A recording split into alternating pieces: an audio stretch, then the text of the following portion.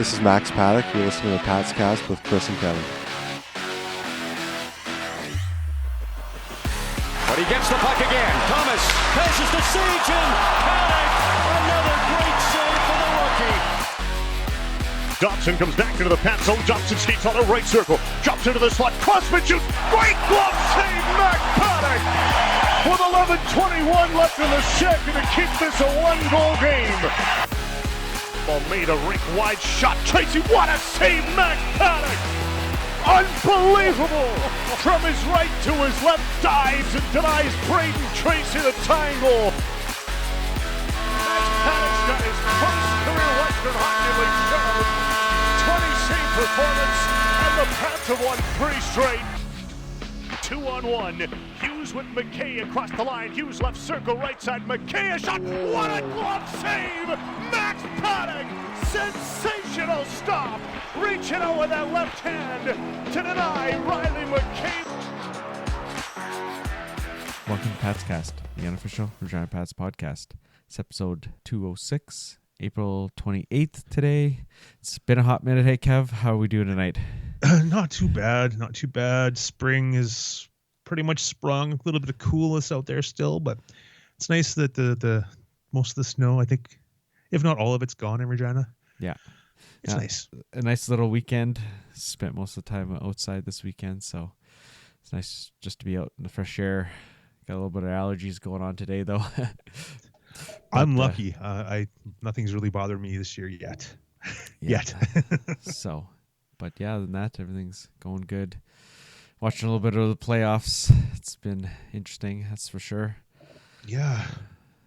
But Victory Plus has been good most times. Yeah. A couple times it's really crashed. That one Everett night, game kind of died. The one night it wasn't working at all. But other than that, yeah, it's the been whole really whole good. app. It wasn't just the Western Hockey League.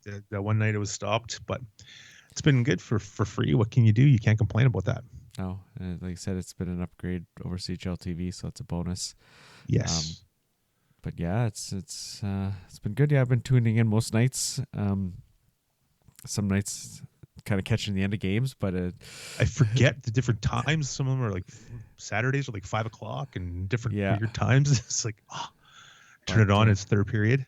It's a big score. It's like, what was the Spokane Portland game one? It was a 10-4.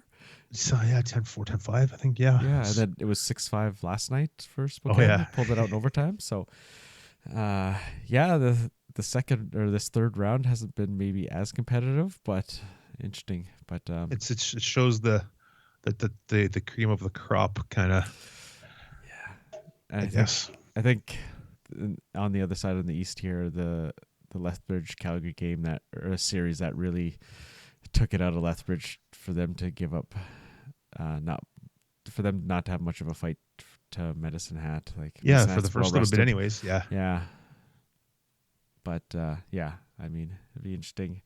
Both teams are up 2-0. Actually, I seen a graphic. It's 2-0 across the whole CHL.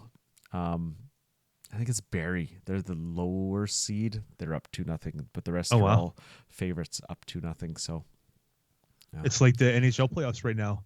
The whole everyone in the West is tied at 2, and the East is 3-1, I think, or 2-1 for for everyone. Yeah. Interesting. Yeah, I haven't really watched much of the NHL at all, but I guess one other team we should talk about is the Pat Canadians. Congratulations. Yeah. Crazy. That was awesome. Unfortunately, we couldn't really watch it unless you had TSM Plus or you bought the HN Live. Yeah, I think it's called. $18 for the game. Ooh, that's steep. But I mean, I was thinking about it. I'm like, if they're in the final, I might pony up and watch it. But I'm like, oh man, it's way too nice out. I got way too much stuff outside. So I was just checking my phone every few minutes there, being a close game. And the fact that TSN had it, but they put it on their TSM Plus channel. I know, that's horrendous. Not an actual channel when they've got 5 of them. I know. And it was on last year. It was on last year. They had the SO Cup last year. Watched the Rebels win last year, the SO Cup. Because they obviously the Regina team won, and I remember watching it because I had a coworker's niece was on the team, so I was kind of a little interested as well, not only being a Regina team, and it was just like okay, yeah, not even on TV. That's terrible. And it sounds like the Centennial Cup isn't on TV either. Junior A championship. That's just poor decisions, right? Like, yeah. Congratulations to Taylor Tabashnuk on winning the championship, and congratulations to potential first overall pick Maddox Schultz on the championship and the MVP of whatever, and the rookie of the year and whatever else he's won. He's won a whole bunch of stuff. So yeah, definitely. Yeah, he's proven something. Definitely. Yeah, we're not going to get too much into the draft stuff. That's coming up right away. We just want to kind of focus on this interview. It is a long one with Max Paddock, but it's really good. But yeah, we'll be back. Obviously, the draft is in just over a week. If you're Wednesday the 7th, it's first round, and then the U.S. and the rest of the rounds are on the 8th. So we'll come back to you probably that weekend with some interviews and kind of thoughts on the draft itself and stuff like that. So I don't know, what else do you want to touch on tonight, Kevin? No, let's just get into this interview with Max. Yeah, so we sat down with Max a while ago during the season, near the end of the season. It's been a couple of months almost, I think, or maybe even more. Yeah, about that. It's been a month since the end of the season, or over a month since the end of the season. So it's it's been 2 months since we sat down with him, but that's a really good interview. Obviously, there's lots to talk about. Not only his Pat's career, but the finishes WHL career, and then into the university, and then his transition to volleyball, and back, and then back to hockey now. But one of the coolest stories he has is how his volleyball career ended, and how it comes full circle, which is which was pretty neat. So it's pretty awesome. But yeah, now obviously back with the Pats, and he seems pretty excited to be back in the fold and doing what he likes to do. So yeah, for sure. It's nice having him around. Nice having a goalie coach around all the time. No offense to the guys before, but having like a more of a full time, like a more than a part time here and there coach. It's good. It's good for the guys. The stats didn't really show it this year, but it was the year. Everybody knows the year. Yeah, and I think you could see Pine had made some steps from last year, just watching him, right? And like you said, the numbers weren't much better, but that's the whole grand scheme of things. Being the whole team thing. And then you see, obviously Huey had a tough start, but I mean, he rebounded and had a much better second half. So you can't argue with that, right? You've seen some progression in these guys. So, and that's what you want to see. Yeah. So obviously he's here for a little bit. I don't know, obviously what his contract status is, but assume he's going to be back next year and stuff. As of right now, he is. Yeah. So, but with that, we should probably get into this interview then. All right, pleased to welcome on Max Paddock, former goaltender and current goaltending coach of your Regina Pats. Welcome, Max. Thanks for having me on, guys. Thanks for coming on and spending some time with us tonight. So obviously you've been with the team before, but kind of maybe for some new fans or whoever's out there, just right from the beginning, where were you born and raised? I was born in Winnipeg, 2000 born. Lived there for 4 years, and then my family moved to Brandon, Manitoba after that, and that's been home ever since. Been home, yeah. Do you have any siblings? I got an older sister. She's 28. She's turning 29 right away. She lives in Halifax now. Yeah. Oh, out east as well, hey? She's out east. Yeah, her and her now husband are moving back to Brandon, though. Oh, okay. I think, yeah. Nice. Yeah. Was she into sports growing up? Or yeah, she was a goalie too. She played goal, played racquetball. She played a little bit of volleyball, but I would say racquetball was her main sport. Nice. So what other sports did you play? Obviously, you played a lot of volleyball, a lot of hockey. What other things interested you? Pretty much any sport interested me growing up. I did my first tennis camp, I guess, when I was probably 4 or 5. Played volleyball, like you said, hockey were my two main ones, baseball in the summer. But like my sister, I played racquetball too. I was a national champ, I guess, a couple times for racquetball when I was younger, and then with it being a winter sport, I had to choose between hockey and volleyball or racquetball, and so I went with hockey and volleyball. But yeah, in the summer, golf, tennis, now pickleball. Pickleball is a new thing. Still playing senior baseball in the summer, so Nice. really anything just to kind of keep me occupied. So when did you start playing hockey? Well, I think I first put on skates when I was probably 3. Like any really Canadian kid, you start at a young age, and then from there it was Timbits growing up to, I think I started playing goal when I was 12 or 13 maybe, so a little bit late compared to some other goalies, but I always liked playing player. Yeah. Yeah. So at one point did you decide that goalie was your thing? Like what age did that kind of come about? Well, it's actually a pretty funny story. I guess I never really chose myself. Okay. So my first year trying out goalie, I did 50-50. So half the time I played goal, half the time I played player. There's another kid that wanted to be a goalie too, so it worked out well. What age group was that at? That's at the time it was called Adams, so it's probably U9, I believe. Yeah, something like U9, U10, around that age. And at the end of the year, I hated it. I told our coach, I'm not playing goalie next year. I'm not doing that again. I'm a defenseman. Okay. That's what I'm going to play. And so he basically said, yeah, we'll see about that come spring, or sorry, not spring, come fall.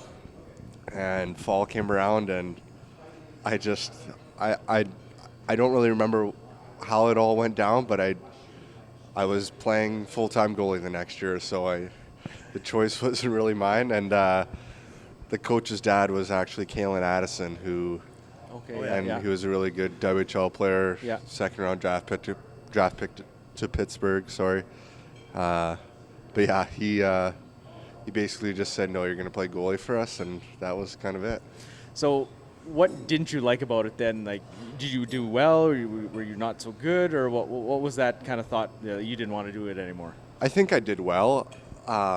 Just didn't want to be in net? Yeah, it's tough because you're by yourself. You're used to being on the ice with your teammates and coming back to the bench and talking Hanging about out, your shift or whatever, and scoring goals, getting assists, that sort of thing. That was all fun stuff. So I think I missed that part the most. So was it kind of a foregone conclusion that you were going to get into sports? Like both your parents and their families were into sports pretty big. So was it just a thing that you were going to be some sort of athlete, or was there anything else that interested you that maybe you thought of maybe doing other than sports, or not? Yeah, to be honest, no. It's always been sports for me. I don't really know anything else other than playing sports, being involved in sports. That's kind of just what keeps me busy. If I don't have anything going on, it's a pretty boring day for me. So obviously you have some famous family and stuff, and once you started getting serious into hockey, like full-time goaltender, what was it like to have some people to talk to, experienced people to talk to, get ideas from and stuff like that? Yeah, it's definitely interesting. I guess on the outside looking in, I have these uncles and my dad that played in the Olympics. Yeah. But to me, I was a little bit naive to the fact of how involved they were in sports and how much knowledge they had. So yeah, you're just a kid and it's just your uncle, right? Yeah, exactly. It's he's like doing some coaching job, right? Like he's in, my Uncle John's in Ottawa coaching, or he's in Philly, whatever. My other uncle Vaughn is scouting in Montreal, and every now and then he comes through Brandon to watch the WHL teams. And I thought that it was cooler that he was coming to watch the WHL teams than being an NHL scout, right?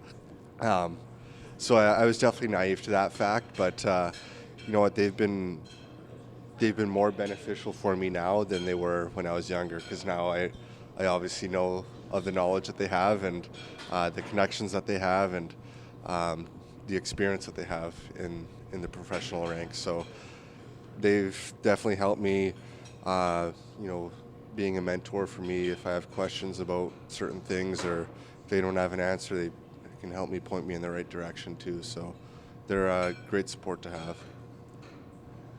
So who was your favorite player growing up? My favorite player growing up was Alexei Kovalev because, yeah, it is a very interesting pick. I went when I was playing at Racquetball Nationals in 2007. It was in Montreal, and that was when Montreal had those big riots. They had beaten Boston in Game 7, and there was a ton of riots. And me and my dad went to Game 1, the next series against Philadelphia, and it was like the loudest atmosphere ever. Game 1 of the second round against Philly. And I don't know, I guess Kovalev must have had a good game, scored a goal or two, and He always stood out, right? yeah, like he was offensive. So I ended up wearing number 27 on my spring teams. So as a player, but yeah, for whatever reason, Alexei Kovalev was the guy that stuck out for me. Once you became a goalie, who was your favorite player? Well, probably the easy answer is Carey Price. He was just, Canada's best goalie, especially once I got into goaltending a lot more seriously. He was always the guy from like 2014 on until he's pretty much now retired, I guess. The other goalie who I like to compare my game to would have been like John Gibson. He's not a standout goalie. He's not always the best in the league, but he never has really played on a good team.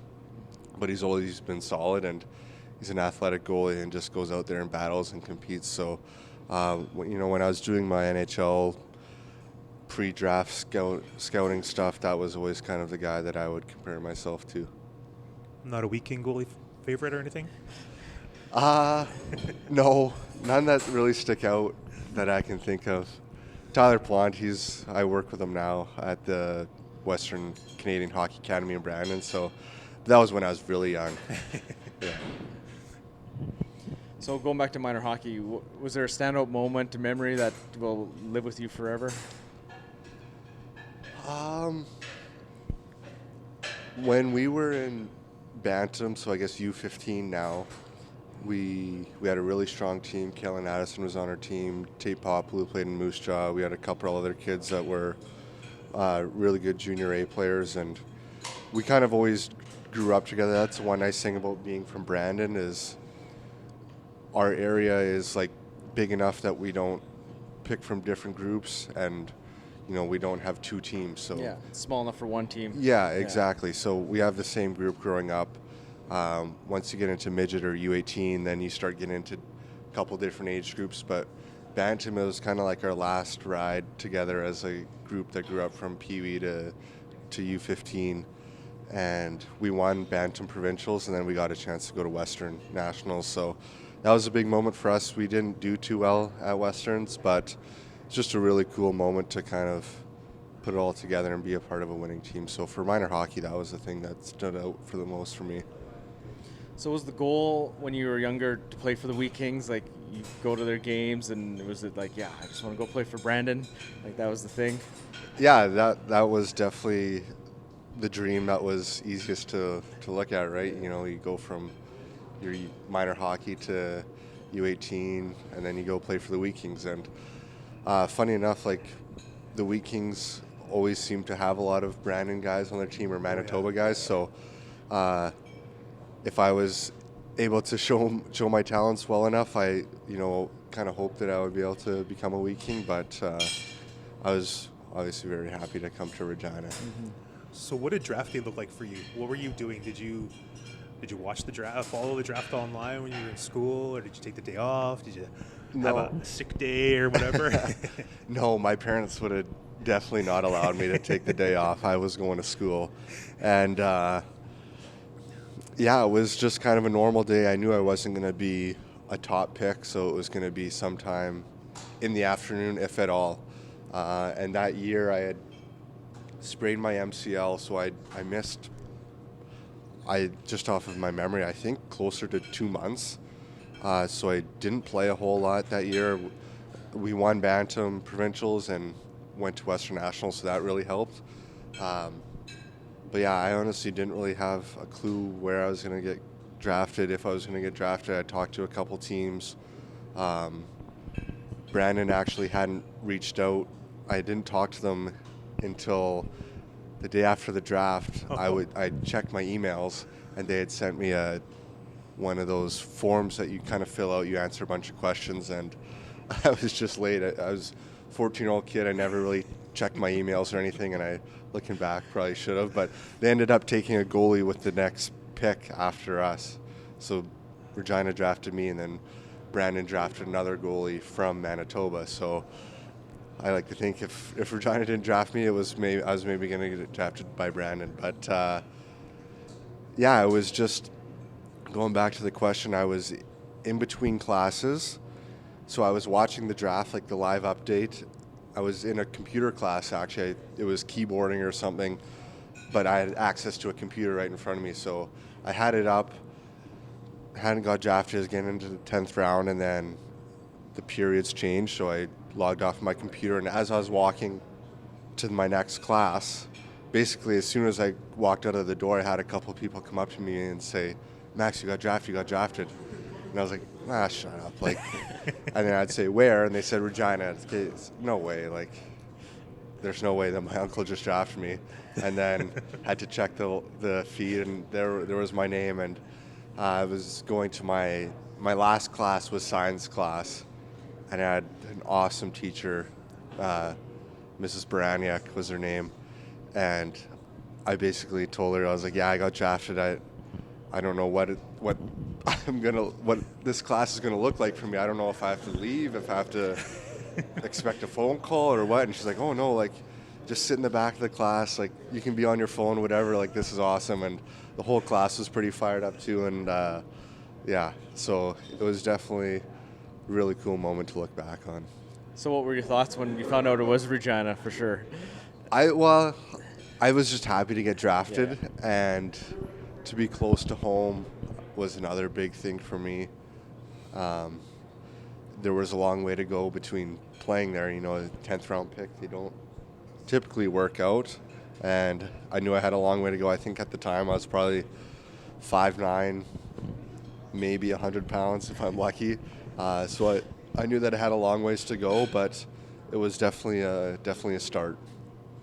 So what was that not transition, but that period from getting drafted to, you know, by the time you made your debut, like what was that kind of couple of years like? It was good. I mean, I was also a little bit naive in the fact that, you know, I just assumed that that's how you went. You know, like you went to the draft, or you get drafted, then you go and play 1 year of U18 or 2 years of U18, you sign, and then you go play for the team that was drafted you. I didn't really grasp the idea of how hard it actually is to make the league and what all needs to happen. I just kind of, which is a bit of a blessing, like I didn't put too much pressure on myself. I just kind of did my thing, went played hockey, still played volleyball, played basketball, you know, played baseball in the summer, golfed, and to be honest, didn't really hit the gym too hard. But that's honestly, I think it helped me in the long run, just kind of developing my athleticism, and eventually the strength would come. But, you know, I was definitely a little bit naive to the fact that how hard it is to actually make the league. What was your first camp like? Going from young guys to playing against some of the 20-year-old veterans and stuff? It was a big adjustment. The pucks were coming in a lot faster, and Brad was telling us a story today, actually, about his first recollection of me at camp. I had like mismatched gear, like I had white and gray pads. I had like a white and black glove. I just looked like a street hockey goalie. And Philip Allard came down and took a slap shot, and it hit my stick, and my stick just went flying into the glass, like, because I wasn't strong enough. I couldn't hold on to my stick, and so that was kind of the first memories of my camp. Was just like, okay, I guess I got to get a little bit stronger, but you know, it was fun to just kind of come come in, compete, and battle. And like I said, I wasn't a high draft pick, so there wasn't a bunch of pressure on me. It was kind of just a project, and if I grew and got stronger, and maybe I could be a goalie in the league, but there wasn't a whole lot of pressure. So you get called up at 16. What was your first thought when you got that call? Well, it was really exciting, and going back, actually, the springtime, the year before that, I got called up as a 15-year-old because Tyler Brown was sick, and it was just like an emergency situation. We had just finished playoffs. We lost to the Winnipeg Thrashers, and so I had a week off, or I was just done. Our season was done, and Tyler Brown was sick, and I guess I was just the closest person they could call in. So I came up and backed up a game against Swift Current, and then a home and home with Moose Jaw, and Jordan Hollett started all 3 games, and that was a really cool experience because that was not even a calendar year between my draft and getting to throw on the jersey. And looking back at the game, they had Braden Point playing, Dryden Hunt was there, and we had guys like Zach Sanford and Colby Williams was there too. So some pretty good names, and that was kind of my first taste. But going back to getting the call up as a 16-year-old, where I could actually play, and I was under a contract, that was really cool too. And unfortunately, Jordan Hollett was hurt, and that's why I was coming up, and he missed quite a bit of time. So I was here for a while and got to go on the road right away. I think we went to Alberta and played Kootenay and did a whole swing. So I got accustomed to the guys right away, and I was kind of like a kid in the candy store. I knew I probably wasn't going to play unless if there was an injury, and it was awesome to just travel on the road and see how things are done. And that was a really good experience for me. It was a pretty stacked team too, hey? It was a fun team to watch, yeah. So what do you remember about your debut? Do you remember anything about that game? January 1, 2017. Yeah, against the Raiders. Yeah, it seems like not that long ago. It's probably close to 7 years ago, I think, now. Yeah. 8 8 years? Jesus. Yeah, so I remember, actually, now that I'm thinking about it right now, I haven't really thought about it in a long time, but my Uncle John had called me into the office, and I was just in the room, kind of stretching and whatever. We had just gotten back from Christmas break, and I was stretching in the room, and I think that the guys in the room knew. So I got called into John's office, and I was like, I'm going home. Like, this is, that sucks. So I walked in there and a little bit disappointed, and he sat me down and he goes, you're going to start. You're going to start January 1st. And so he had given me some time. So it wasn't just like the day before a game. It was like he gave me some time to prep. Now, would you like day before or some, because some guys would be like, oh, now it's in your mind for 3-4 days, and so I don't know, was that a better option? Yeah, that's further out. That's a good question. Yeah, I would have liked to have known, because then I could prepare more. Yeah. So yeah, he told me, and I was nervous, excited, but then when I got back to the room, a couple of guys were fired up, so that's what made me think that they knew. Like Connor Hobbs was pretty excited for me, and so that made me feel better, because they were it wasn't excited. Like we got the backup. We got the 10th round 16-year-old nephew of the coach and GM starting. They were excited for me, so that made me feel good and made me feel like I was part of the team. And that's the other thing about coming in as a 16-year-old that those guys did, was make me feel special, or not make me feel special, but make me feel a part of the team. And they weren't upset because I was the coach's nephew, or they just treated me like I was anyone else. And I packed the bus and I helped out with things, and one on the team. Yeah. One on the team. Yeah, and so it was great. And going into the game, I was super nervous. I had no clue what to expect. You practice with those guys. You see the pace that we practiced at. It was really high, but you don't know what it's like to be in a game. And we started off, we scored right away. Austin Wagner, I think, scored right away. And from there, that first goal kind of settled in. I made a couple saves, got into the game, and then from there it was basically just another game, right? Sure, the pace is a little bit faster. The shots come in a little bit faster, but your adrenaline's going and you're just playing hockey and you're not really thinking too much.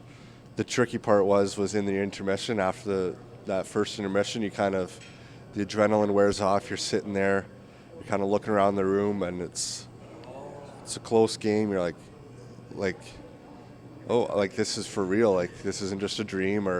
And so it was kind of hard to get back into it in the second period and be like, I got to reset here and do it all over again. And you didn't win the game after the first period. So we scored a couple more goals. We had a ton of shots. We had 72 shots, I believe, in that game. We still gave up 30. Yep. We gave up 30 shots.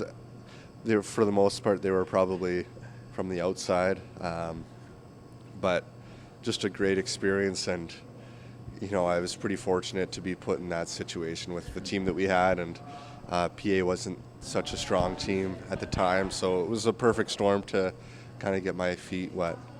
Yeah, no, Kevin said, check out the game sheet for that first game, and 72 shots. 72 shots. Wow, Yeah. 72-32. Yeah. That's crazy, but I mean, like, practicing with those guys all the time, there couldn't have been a better practice experience, right? Like, the best team in the league ended up being, right? Like, yeah. That was probably made the transition easier to game pace, wasn't it? Well, exactly. Like when you're practicing, and that goes for any team, right? When you're practicing with the best players, the games will be easier, right? Because and especially if you're working hard too. Like, we didn't just show up and expect to be the best in practice. Like the guys went to work, and Sam Steele and Adam Brooks and those guys, they worked hard. They were the hardest working guys. Jake Lishishin too, Sergei Zabrovsky, all those guys. They worked really hard in practice. They just didn't show up and expect to be the best. So that made everyone else better, and that made the games easier. So what would you call your welcome to the WHL moment? I don't know. That's a good question. Oh, I have a good answer for that. It would probably be a couple games down the road when I played Medicine Hat, and they were also a pretty good team. I forget who they would have had on the team then. David Quenville. They had a bunch of good Chad Butcher.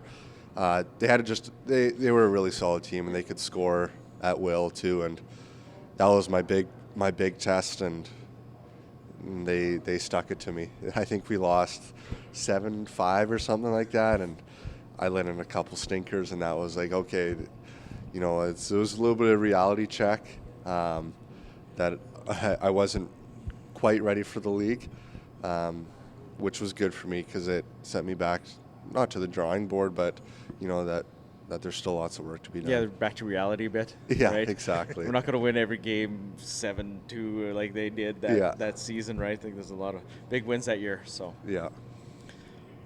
So then you go back. You only play a few games. Then the off season comes. They make the Hollett trade. What were your thoughts then? Like, okay, I've really got a good chance of making this team next year. What were your thoughts there?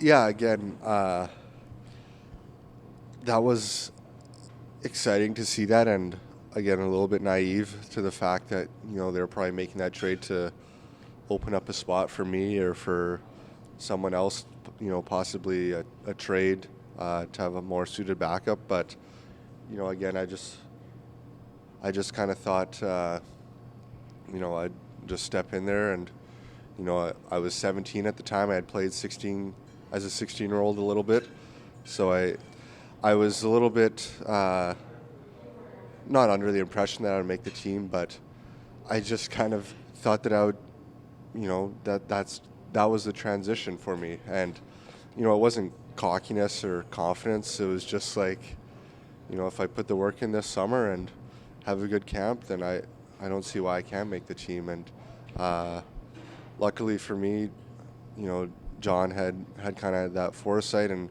got a good piece back with Matt Bradley and a couple other assets too that helped with our trades going into that Memorial Cup season. I think that Bradley trade, he was easily the first half MVP of that team. He was outstanding. Yeah, he was super skilled. Super skilled. So going into the deadline, all of a sudden the trade happens with Tyler Brown and you become the number one. How did that feel? What were your thoughts with that? That was pretty exciting. I mean, we got Ryan Kubik back, who was 19 years old, and there was never a conversation with John or the rest of the coaches that I was the number one. It was just like we've got two guys, and whoever's playing well will play. And it was a good battle, and QB was good for us as well. But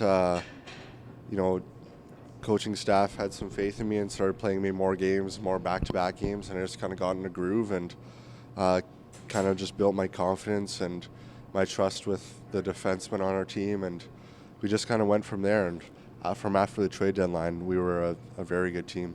I was going to say that was a tale of two seasons almost, like pre-trade deadline and post. Like it was almost night and day, right? Like obviously there was a little bit of work to be done there. So yeah, we really struggled the first half. I don't know what it was.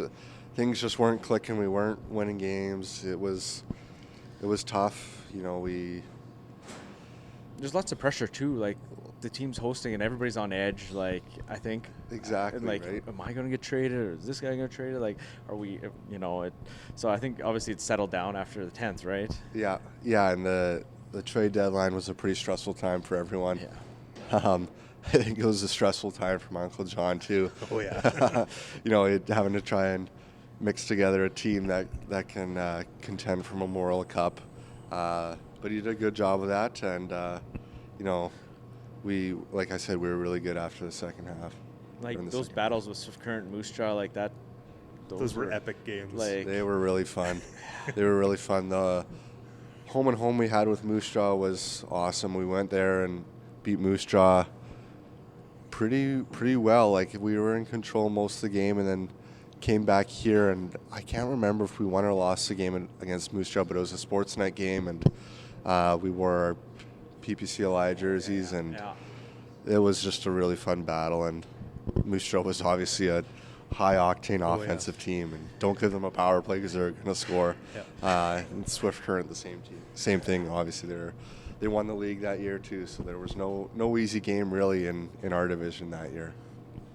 So then heading into playoffs, you get Swift, and unfortunately you couldn't play. How hard was it just to sit there and watch another 7 epic games, right? Yeah, it was really hard. I was gonna be the starting goalie going into the playoffs, and I had an unfortunate hip flexor groin injury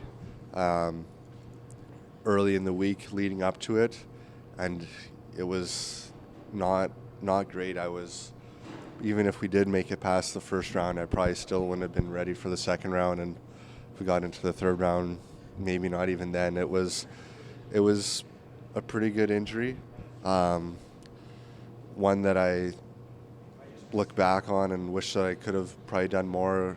It was a tough scenario. We would skate we would practice at 1 or 2, whatever it was, and we had practice pushed up a bit, and I was doing some media, so I didn't have my normal pre-practice routine, and just kind of got right into it and just didn't have myself warmed up and had a bad hip flex injury, like I said. But I was in the hotel in Swift Current, because we would just stay in Swift Current when we would play the first 2 games or whatever it was, and I was in the pool with Greg doing some underwater stuff every day, and he was doing treatment 2 or 3 times a day to try and get me back to playing, and it would just suck being on the sidelines. And whether I was starting or not, even if I just wanted to be wearing In the the game, jersey Yeah, for sure. and not sitting in the crowd. And, it was still a fun series to be a part of. But it just sucked being so close. And then, of course, Swift Current went on to win the league. And, you just think back of what could have been, right? You ended up breaking their hearts in the Memorial Cup, though. What's that, sorry? You ended up breaking their hearts in the Memorial Cup, though. Yeah, we had to break their hearts a little bit, get back a little bit at them. It just seemed like you couldn't get over the hump on the road. Like you guys handled business at home here, and just couldn't get like that game 7. It was a 1-goal game, 2-goal game. It was Yeah, a I tight think it was one. a 1-goal game. Yeah, like OT maybe? Yeah, I think so. was it OT? Yeah, like It was a very close series. It went both ways. It was Yeah. like It was- Swift, Regina, Swift, Regina. it was Swift. pretty much whoever had home ice, right? Because I don't know, they must have finished second, we finished third, Yeah, I think and they so, had yeah. home ice, and so they won. Yeah. And we had Stuart Skinner's number here in Regina. I know. Even during the season. Yeah, right? Like, during the season when he was in Lethbridge too, we had his number. So it's but it's you learn a lot from it Oh too. yeah, for sure. So then you have that time off, and obviously there was a lot of time off. You needed the time off to. It was a blessing in disguise for you to get It the time was. off. Yeah. for the Yeah. Memorial Cup. But how hard was that for the group, like to sit, not just sit, but just wait that long until the tournament started? Yeah, it was hard, and the days were really hard. We went home 7 to 10 days, like immediately after, like the next day after we lost to Swift, I was back home in Brandon. So we had 7 or 10 days off, just leave your gear here. Once we came back, it was boot camp. Like we were working out, skating twice a day, and like hard skating for probably close to 2 or 3 hours. Like it was really hard for 2 or 3 weeks, and then we started tapering it off.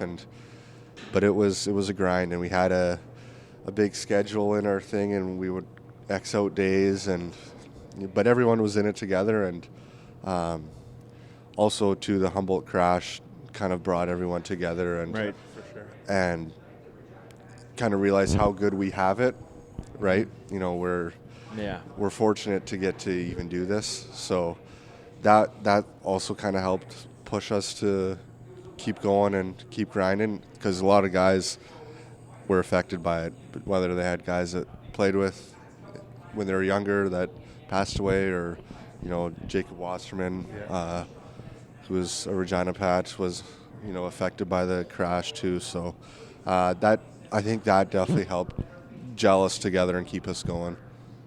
Yeah. So now current staff member Tristan Fry seemed like he had a pretty big hand in working on some of those details and bringing together another team to do some couple scrimmages and stuff. How was that kind of got you guys prepared for that tournament?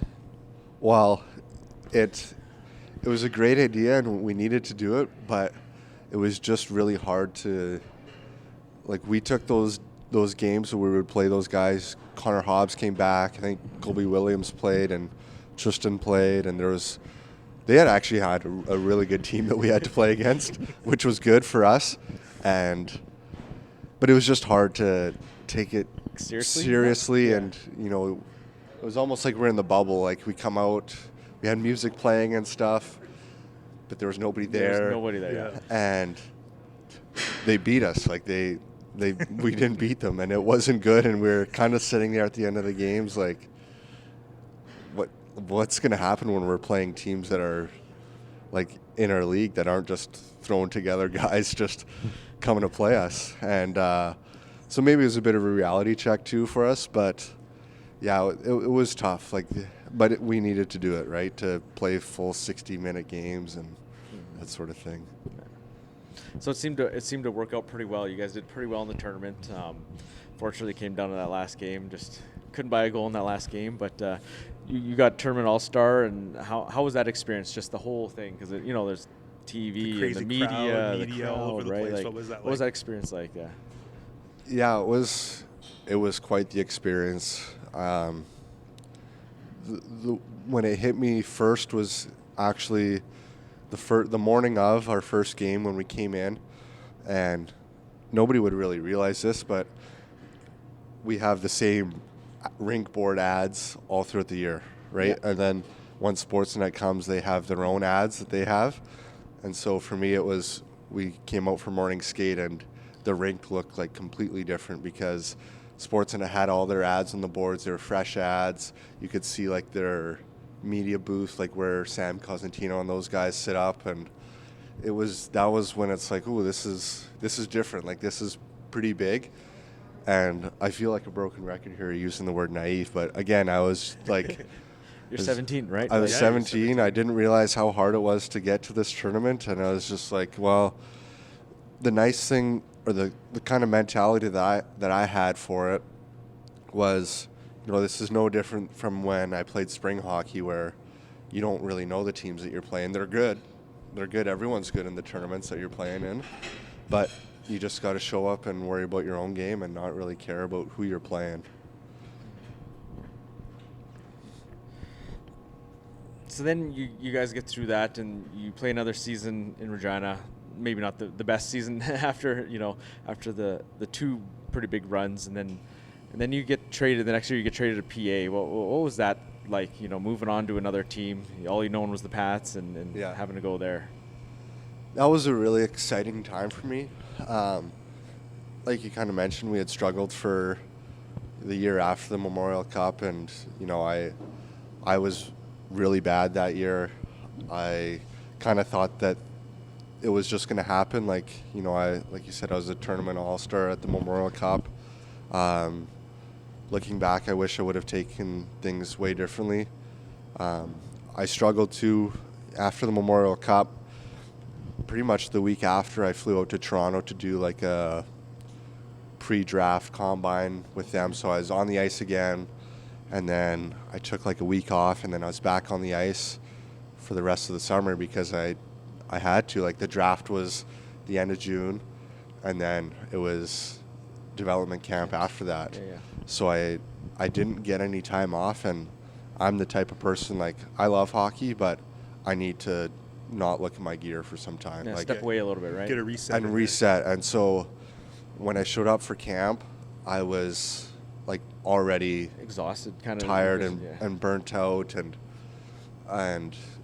along with that, I was just like, maybe I am a better goalie than I think I am, and I wasn't. I need to work hard and take things seriously. I can't just show up and play. I need to do things the right way, and so that was a tough season, and ended up getting surgery on my shoulder. I hurt my shoulder about halfway through the year. I honestly struggled raising it above my arm above my shoulder. It would pop or dislocate, and one morning after January, I woke up and my shoulder was dislocated. It was out of its socket. I popped it back in at 4 or 5 in the morning and texted Greg saying, I think I might have to come in and get this looked at. And so that wasn't great. That wasn't fun. Good thing teams didn't know about that, because if they would pre-scout me, they probably could have just shot at high blocker and that would have been it. They could have scored. But after that season, I had surgery within probably a week, had a really good reset, took a lot of time off, got strong. I had probably the best summer of my life, just in the gym, strengthening my shoulders. Came into that 19-year-old year, rejuvenated, refreshed. Had a pretty good start to the year. We were again not such a good team, still in that rebuild mode, and I knew that I wanted to get back into the playoffs and be on a competitive team, so I had asked for a trade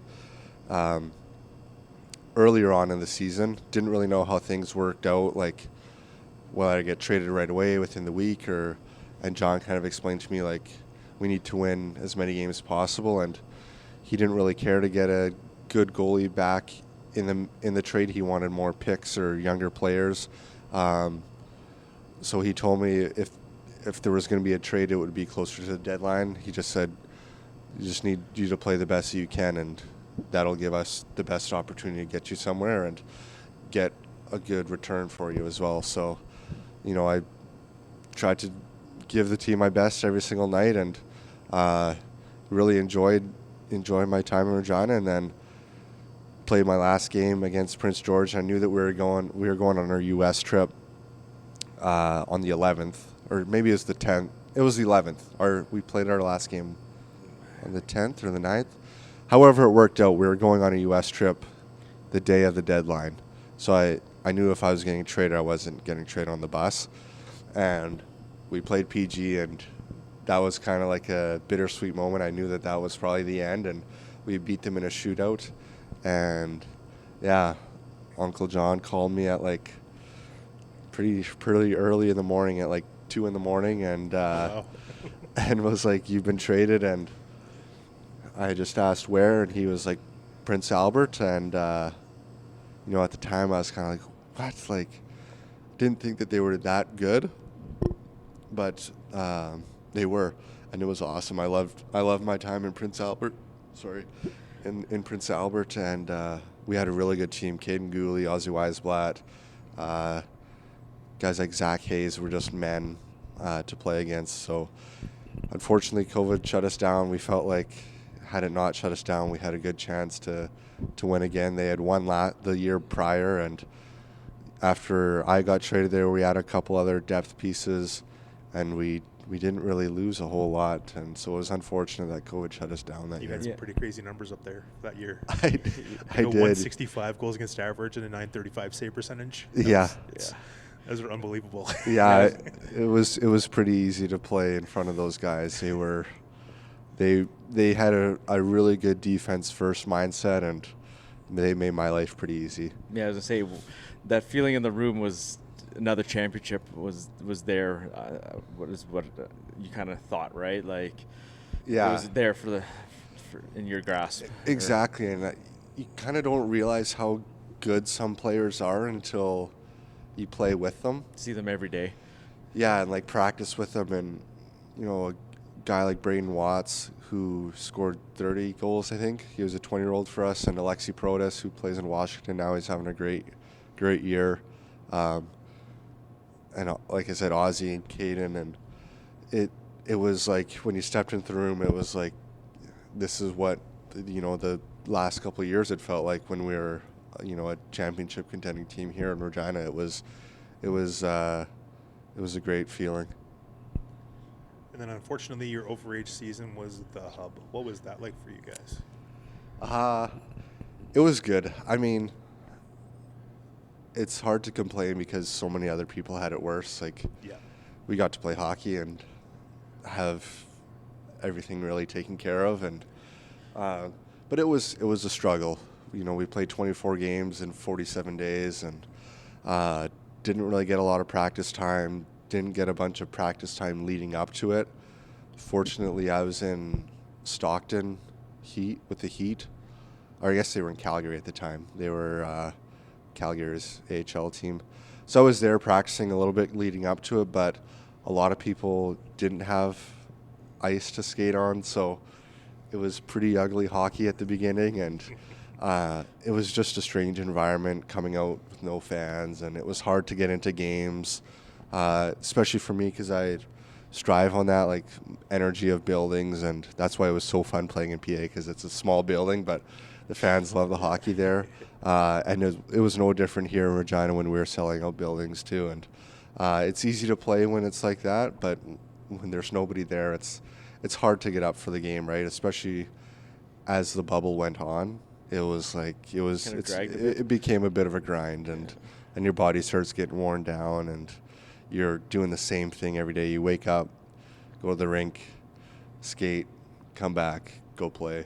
It was pretty monotonous. Where did you guys stay? We were at the U of R dorms, one of the two tower ones. Our place was really nice. We had 4 people to a room, so each guy had their own like room, and we had a kitchen with like a little living space. It was awesome. Yeah. You really got to get to know each other pretty well in that kind of situation, hey? Yeah, and that was probably the funnest part, was just like the off-ice stuff almost. Yeah, because the 4 months before that, I was in either in my parents' house, sitting by myself all day every day, playing video games with my friends. That was my form of communication. And then once I got to Calgary with the Heat, it was stay in a hotel room by myself, and that was it. Go to the rink, practice at 10, go home and just sit in a hotel room the rest of the day. So it was really fun. We had NHL tournaments, we watched movies. That was the best part of it. It was like a one long road trip in the dormitory. Yeah, exactly. There was times where you got sick of the guys, but you had your own room. You could just go back and close your door. And So then once that wrapped up, what was the kind of the pro options? Like, you'd gone to a couple camps and stuff, and what were you kind of thinking what was going to happen next there? well, if there wasn't anything in the NHL with an NHL contract or a AHL one way, I probably wasn't going to sign it. Just with the WHL scholarship, and both my parents went to school. They both have degrees. I just knew that if I wanted to still play pro after school, I knew that I would still have that option, whether it was in the coast or go overseas. But I knew that I needed to get my degree. So if it wasn't an NHL contract or a one-way AHL contract, it was school for me, and I chose Acadia. Now, why there? Why way out east? Pretty much because it was way out east. Something different, right? Exactly, and just kind of with COVID and everything, wasn't sure about travel and was kind of sick of being at home and just wanted to experience something new. And my cousin, Travis Young, who played in the WHL, played for Brandon and Prince Albert a while ago, he went to Acadia, and he loved it there. He still lives there now. So hearing from him and how highly he spoke of it, they had the program for me. I was in kinesiology, so it was I shouldn't say a no-brainer. I had some teams out west, U of S, MRU, some of those teams, some OUA teams as well, but I just wanted something new. That's good. You play one season out there, and then all of a sudden we were watching the news or whatever, and all of a sudden Max is playing volleyball. What was that all about? You end up in BC playing volleyball. What was that all about? It was something that I always wanted to do. It was my two sports were always volleyball and hockey. Baseball I played pretty competitively in the summer, but it was never really something that I would pursue. And when I was kind of going through it, when I was younger, it was like I didn't really make the choice between volleyball or hockey. It was just hockey was what came first. Like, university volleyball is your first kind of step into playing. It's like the WHL, like playing youth sport volleyball. That's kind of like the highest level. So that's 18, 19 years old. Whereas here I stepped in when I was 16. So that's kind of just what came first. I didn't really get to make a decision at the time. And so at Acadia, I had a couple injuries. I had a concussion. My hips were really starting to get bad on me. I need surgery. I still need surgery on both my hips. It was something that I just kind of played through my whole career, and just kind of managed, but it was starting to get to the point where it became too much, and I just didn't love it as much. I kind of lost my love for the game through my injuries and just not playing at the highest level and not feeling the best all the time. It was a struggle for me, and I was fortunate enough that the volleyball option kind of came out of nowhere. I would still in the summers play with the university guys at Brandon University if they needed a guy, or I'd play beach volleyball just for fun, whatever. And I was at a training session with those guys, and my best friend played at University of Fraser Valley, which is where I went to school to play volleyball. And he was like, we were kind of just joking. I was like, oh, maybe I'll quit and come play with you this year. And he was like, oh yeah, like you should. And I was like, well, like, do you think I could actually play, or like are you just saying that? I was like, no, like I'll talk to my coach. Like if you try, like if you if we train this summer, like, you could probably be on the team. And at that point, I was ready to be done with hockey. Like, I just didn't want to quit and not have anything to do. Like, I needed something in my life. Like, as we were talking about before, sports are my entire life. So I couldn't just quit and not do anything. I needed something to do. So going into UFE was great for me. And I kind of just went in there on like a tryout, like as a walk-on. And luckily enough, I was able to make the team. And my first year, I was kind of like a serving sub. Just go in there, play defense. Not a huge role, but for a guy that hadn't played volleyball in 8 years, it was pretty good. And then the next year, I was starting, so as a setter. So it was a cool experience, and one that I guess not very many people do. And I'm fortunate enough that the coach at UFE, Nathan Bennett, was able to kind of see past all the red flags that there should have been put up to let me be on the team. So how you mentioned how you played a little bit here and there, but how was it the transition to playing at the CIS level, you know, without playing high level volleyball for quite a few years? It was a big transition for me, and I'm one of the smaller guys on the team, or I was one of the smaller guys on the team.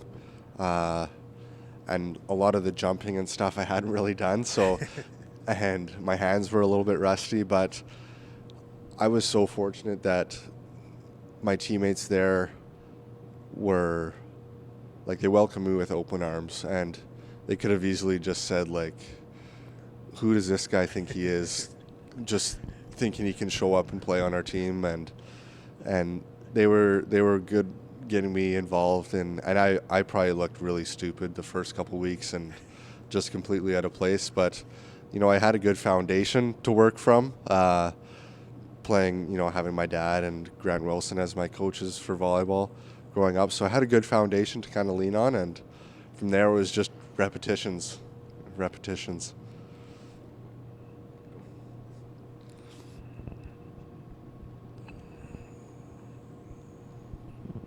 So next time we see you, we see some guy out at spring camp for the Pats. Guy working with the goalies with a hat on. With a hat on, a little scruffy. And we're like, who is that? We find out it's you. How did that happen? How did all of a sudden Max going from volleyball in BC to Regina helping the goalies at spring camp? How did that work out? Well, it was, you know, I had saw that the Pats weren't bringing back WAPs, and you know, I kind of messaged Brad saying that I would be interested in potentially filling out the role, and if there was an opportunity that I would like to help out. And it just so happened that I was coaching volleyball nationals that weekend, or sorry, not that weekend, the weekend before in Edmonton. So I was kind of driving home, and you know, I popped by and they didn't have a goalie coach, so I figured I might as well, if they let me, come out and help and, you know, kind of get a feel for everything. And had some good discussions with Millsy and Brad, and kind of gave them a plan on what I would do to help shore up the goaltending, and just kind of went from there. So now you're here, Regina, coaching goalies, taking online classes in Fraser Valley.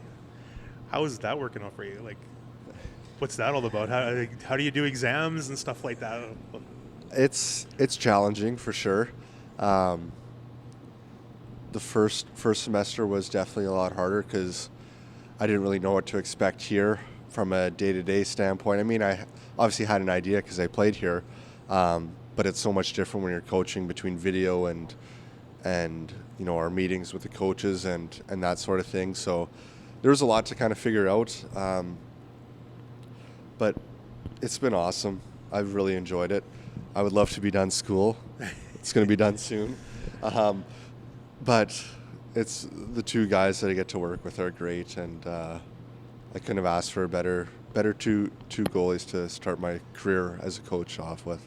Have you taken advantage of the Pat school at all? No, I haven't. Unfortunately. Not yet? Not joining the kids in here? No, but I've thought about it, but I don't know if I get any work done. I'd be distracting them or something. That's a full house now. Yeah, it is a full house. We got quite a few kids in school.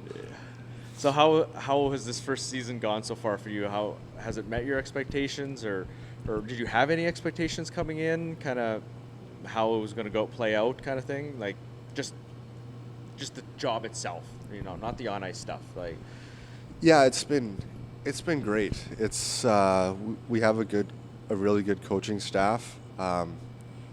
Brad's been really good for me. Going forward in my career, whether it's a goalie coach or if I can even be an assistant coach, head coach one day, or something in a management role, and Brad knows that, and he's helped me with that too. So, I obviously my focus is on the goalies, but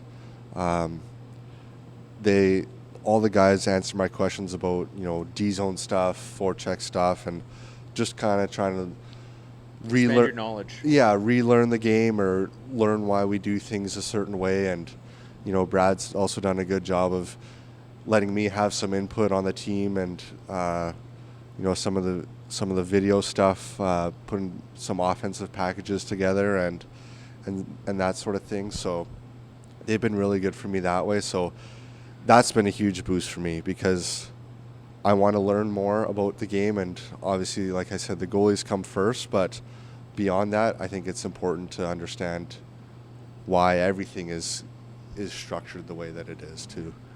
Back to the school thing again, real quick. I heard that you're taking your online classes here, but you actually went and played some volleyball this year. Yeah, I did. Got the call up. I did. Yeah, it was just a perfect storm. Normally with the Pats, we don't have Friday off, which was strange. And UFE was playing in Brandon on Friday and Saturday. So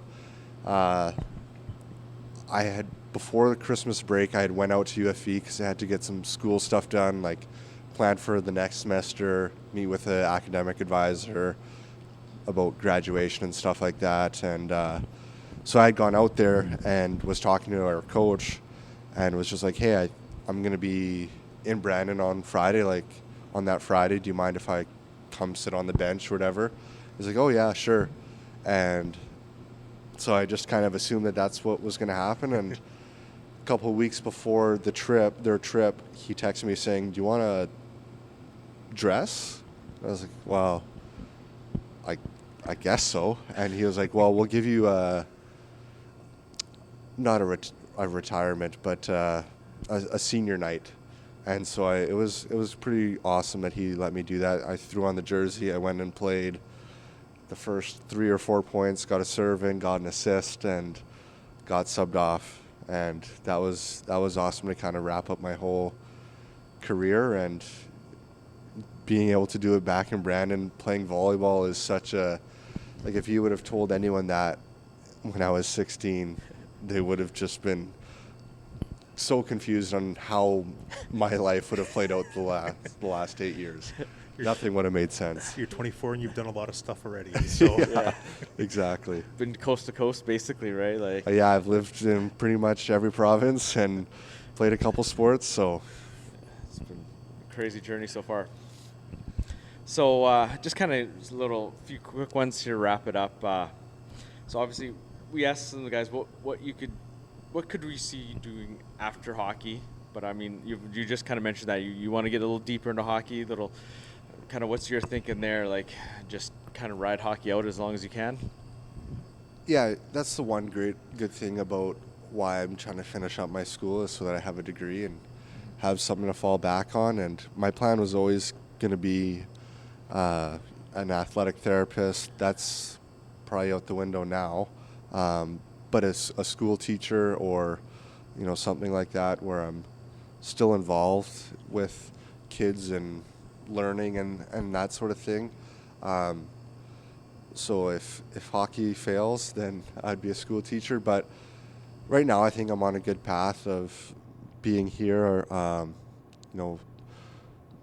gonna be a good team here in a couple of years. Next year we'll take another step. And just being a part of that and continually learning. And then who knows from there, continue progressing, hopefully get into the pro ranks and work my way up the ladder. Obviously, the dream is to become an NHL coach or involved at that level at some point. But for right now, I'm just focusing on these guys, and the opportunities will come up if I'm doing the right things. Yeah. So another quick one. Why did you wear 33? Was there any specific reason? No, that was just the number I was given, and just never changed it. That was kind of just how I rolled. Same thing in Prince Albert. When I showed up, I had a number 31, or my name bar had number 31 on it, so that's what we went with. So you mentioned off ice kind of summer stuff. You into other sports, but what do you do to get away from maybe some sports stuff? I used to fish quite a bit when I was playing. Me and my buddies, we would go fishing all the time, just in the river in Brandon. It's pretty gross, actually. Like you catch some gross fish coming out of there. But other than that, really, like golfing is my leisure hobby. Like being up at the lake is always nice too. But yeah. Karaoke? The odd time, yeah. The odd time, maybe. What's your current television show series? It was Yellowstone. I just finished it, though. I was pretty disappointed that they didn't have a sixth season, but I've just started Landman. So it's kind of a similar show, but that's my show, I guess, now, Landman. I just finished watching. It's pretty good. Yeah.